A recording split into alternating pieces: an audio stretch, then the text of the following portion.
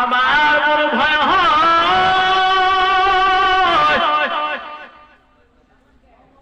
আমার মদিনার নবী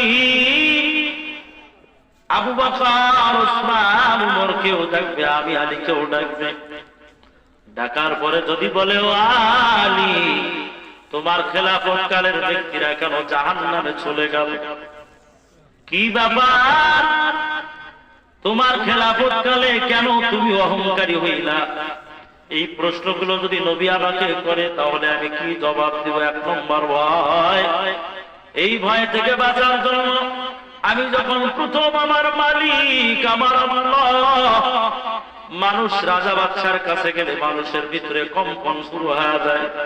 ফাঁসির কাষ্ঠের আসামি দশ সাহেবের সামনে দাঁড়ানোর সময় চেহারা মলিন হয়। আমি আলী, আমিও আমার একজন মালিকের গোলাম। যেই মালিক যদি হ্যাঁ বলে আমি জান্নাতি, ওই মালিক যদি না বলে দেয় আমি আলীও জাহান্নামী।